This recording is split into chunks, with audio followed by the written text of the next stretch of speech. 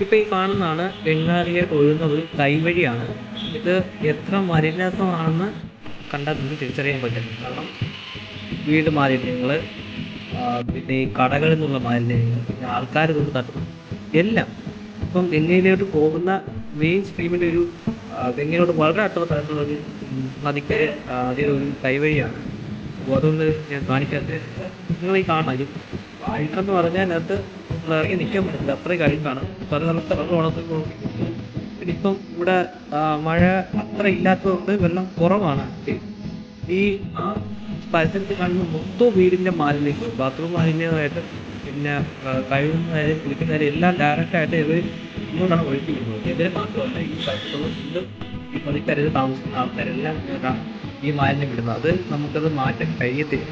പക്ഷേ കണ്ടാൽ മനസ്സിലാവും ഇതിൻ്റെ ഒരു ഡൽഹി ഭാഗത്ത്, ഡൽഹിയിട്ട് ഈ നദി ഒഴുകി ചേരുന്നതിന് തൊട്ട് മുൻപ് ഇവിടെ വെച്ചിട്ട് ഇതിൻ്റെ ഫിൽറ്റർ ആദ്യത്തെ ഒരു ഭാഗം എന്ന് പറയുന്നത് ഇതിനകത്തുള്ള വേസ്റ്റ്, സോളിഡ് വേസ്റ്റിനെയൊക്കെ മാറ്റാനുള്ള ഭാഗമാണ് ആദ്യം. ഇനി രണ്ടാമത്താണ് ബാക്കി. ഇതാണ് വാട്ടർ ട്രീറ്റ് പ്ലാന്റാണ് ഈ കാണുന്നത്. ഇവിടുന്ന് ഈ വെള്ളത്തിനെ ശുദ്ധീകരിച്ച് മാലിന്യം മാറ്റി വളരെ ശുദ്ധിയുള്ള വെള്ളം, ശുദ്ധമായ വെള്ളമാണ് ഇതിൽ നിന്ന് തിരിച്ച് ഗംഗയിലേക്ക് ഒഴുക്കി വിടുന്നത്. നിങ്ങൾക്കിത് കണ്ടാൽ മനസ്സിലാവും. ഇത് ഒരു വലിയ പ്ലാന്റാണ്. ഈ കാണുന്ന കണക്കല്ല, ആ കാണുന്നത് വീടൊന്നുമല്ല, പ്ലാന്റിൻ്റെ ഭാഗങ്ങൾ മാത്രമാണ്. അവിടെ നിന്നാണ് ഈ ചെറിയൊരു കനാൽ വഴി ശുദ്ധമായ വെള്ളം ഗംഗയായിട്ട് ഒഴുകും. നിങ്ങൾക്കത് കണ്ടാൽ മനസ്സിലാവും. കളറിൻ്റെ വ്യത്യാസം കണ്ടാൽ മനസ്സിലാവും. അവിടെ ആ ഒഴുകി വരുന്ന വെള്ളവും ഇപ്പോൾ ഇവിടുന്ന് ഒഴുകുന്ന വെള്ളവും ഒന്ന് തന്നെയാണ്. അത് വേറെ കറുത്ത കളറോ ഒന്നുമില്ല. പിന്നെ ഈ നദി കണ്ടാൽ തന്നെ മനസ്സിലാവുമല്ലോ.